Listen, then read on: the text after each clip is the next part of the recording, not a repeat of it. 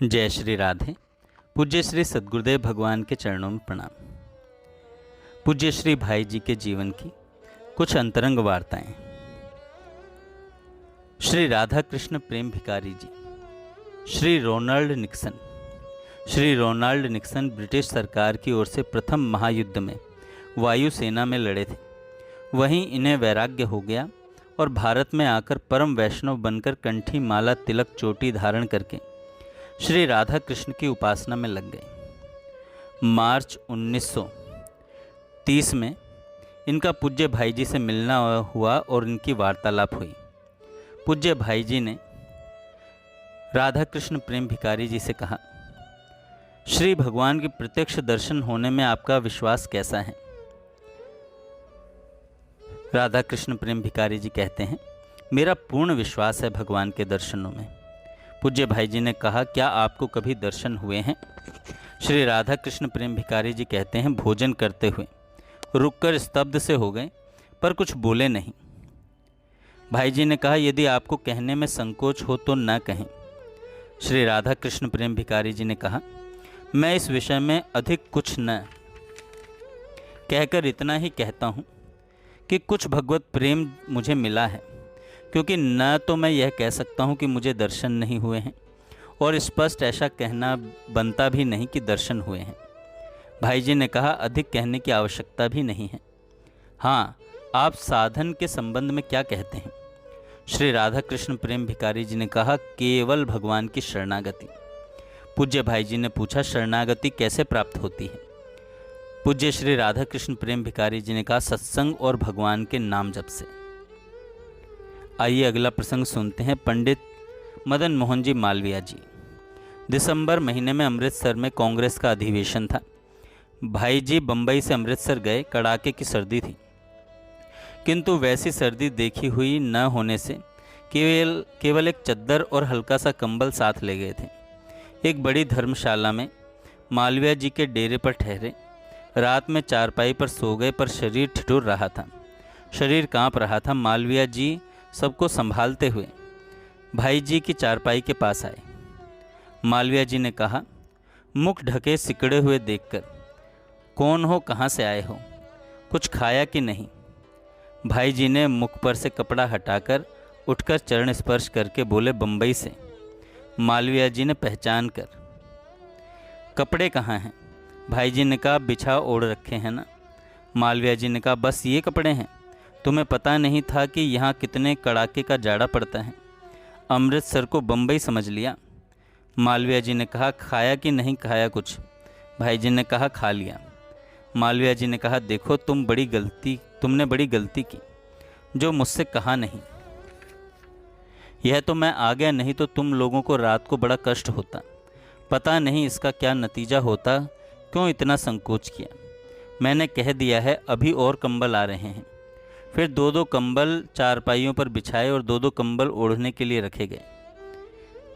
मालवीय जी ने कहा, जब तक तुम लोग ओढ़कर सो नहीं जाओगे तब तक मैं नहीं जाऊंगा। सन 1936 की बात है। भाई जी असेंबली चुनाव के सिलसिले में कांग्रेस उम्मीदवारों की ओर से पधारे और श्री भाई जी के बगीचे में ही ठहरे। पूज्य भाई जी ने मालवीय जी से कहा, इनके आजकल ईश्वर की तरफ समय कम लगता है। मालवीय जी ने कहा, इस अखंड कीर्तन के काम में इतने रुपए खर्च क्यों करते हैं? भाई जी ने कहा, लोग तो वोटरों के लिए तथा कांग्रेस के लिए ही इतने खर्च कर देते हैं, क्या उनसे भी यह काम अच्छा नहीं है? बिना ईश्वर को साथ रखे कांग्रेस क्या कर सकती है? मालवीय जी ने कहा, भैया मैं तुम्हें आज एक दुर्लभ और बहुमूल्य वस्तु देना चाहता हूँ। मैंने इसको अपनी माता से वरदान के रूप में प्राप्त किया था। बड़ी अद्भुत वस्तु है, किसी को आज तक नहीं दी, तुमको दे रहा हूँ। दिखने में चीज़ छोटी सी दिखेगी, पर है महान और वरदान रूप। भाई जी ने आतुरता से पूछा, बाबूजी जल्दी दीजिए, कोई आ जाएंगे। मालवीय जी ने कहा, लगभग 40 वर्ष पहले की बात है। एक दिन मैं अपनी माता जी के पास गया और विनय के साथ मैंने यह वरदान मांगा कि मुझे आप ऐसा वरदान दीजिए जिससे मैं कहीं भी जाऊं तो सफलता प्राप्त करूं। माता जी ने स्नेह से सिर पर हाथ रखा और कहा, बच्चा बड़ी दुर्लभ चीज़ दे रही हूँ, तुम जब कहीं भी जाओ तब जाने के समय नारायण नारायण उच्चारण कर लिया करो, तुम सदा सफल हो जाओगे। मैंने श्रद्धापूर्वक सिर चढ़ाकर माताजी से मंत्र ले लिया। हनुमान प्रसाद, मुझे स्मरण है, तब से अब तक मैं जब जब चलते समय नारायण नारायण उच्चारण करना भूला हूँ, तब तब असफल हुआ हूँ। नहीं तो मेरे जीवन में चलते चलते नारायण नारायण उच्चारण कर लेने के प्रभाव से कभी असफलता नहीं मिली।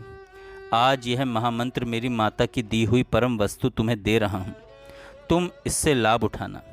यूँ कहकर महामना मालवीय जी गदगद हो गए। भाई जी ने उनका वरदान सिर चढ़ाकर स्वीकार किया और इससे बड़ा लाभ उठाया। श्री चिमनलाल गोस्वामी जी से पूज्य भाई जी की वार्तालाप। सन 1932 की बात है। श्री चिमनलाल जी बीकानेर से श्री भाई जी के समीप निरंतर निवास करने के लिए आए।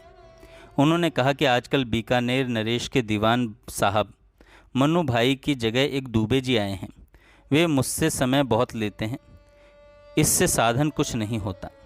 भाई जी ने कहा, यदि आपके पिताजी स्वीकार कर लें और आपके मन में ठीक जच जाए तो खूब सोच विचार करके, आपकी तीव्र इच्छा हो तो आप कल्याण संपादकीय विभाग में काम करने के लिए मेरे पास आ सकते हैं। ऐसा आश्वासन मिलने पर श्री गोस्वामी जी बीकानेर राज्य की नौकरी त्याग कर पत्नी सहित श्री भाई जी के पास आ गए। भाई जी ने कहा, मुझे जो वस्तु प्राप्त है उसे मैं भगवान की आज्ञा के बिना वितरण नहीं कर सकता। गोस्वामी जी ने कहा, आज्ञा लेकर उस शक्ति को काम में लाना चाहिए।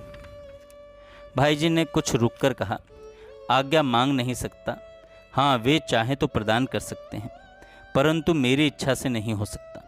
मैं दिव्य लीलाओं में किस प्रकार प्रवेश हो सका हूँ, यह बातें बड़े रहस्य की हैं जिसे मैं कह नहीं सकता, परंतु मेरा विश्वास है कि भगवत कृपा से ऐसी शक्ति भी प्राप्त हो सकती है।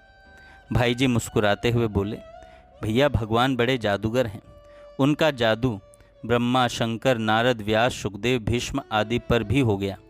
उनके मुखारविंद में, बोली में, वंशी में, नूपुर में, प्रकाश में, प्रत्येक में ऐसा जादू भरा है कि इनको देखते ही बेसुध हो जाते हैं। गोस्वामी जी ने कहा, हमारे पर जादू क्यों नहीं करते भाई जी? भाई जी ने कहा, करते क्यों नहीं, सब पर जादू कर रखा है। इसके बाद कुछ रुककर, शनिवार ना बहुत दूर है, सेवा कुंज भी तो बहुत दूर है। किसी के दोष मत देखो, अविश्वास मत करो, दंभ न करो, ऐसा बार बार कई बार बोले।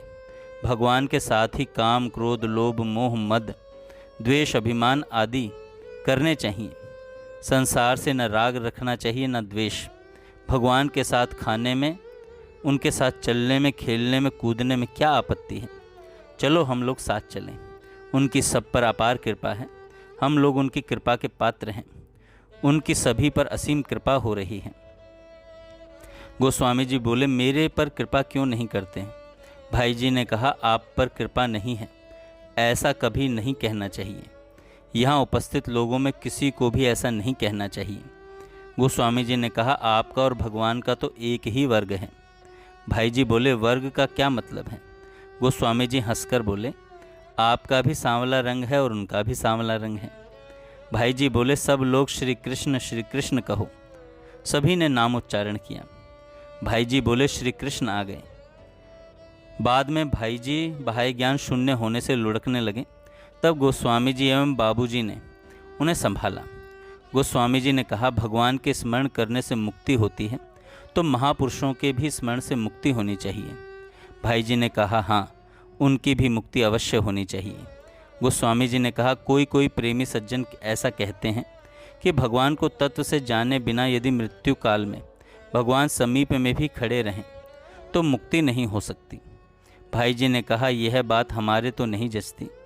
भला मृत्यु के समय भगवान पास में खड़े हों और उसकी मुक्ति ना हो, यह कैसे हो सकता है? यदि मुक्ति न होती तो भले ही ना हो, परंतु हमारे तो मृत्यु समय में श्री भगवान हमारे समीप रहने चाहिए। हाँ, मुक्तियों में भी कई भेद होते हैं, सालोक्य, सामीप्य, सारूप्य और सायुज्य आदि। उनमें से कोई भी मुक्ति क्यों ना हो, पर है तो मुक्ति ही। मैंने तो अपने विश्वास की बात कही है, मुझको तो ऐसे ही जचती है। जय श्री राधे। आगे हम कल सुनेंगे।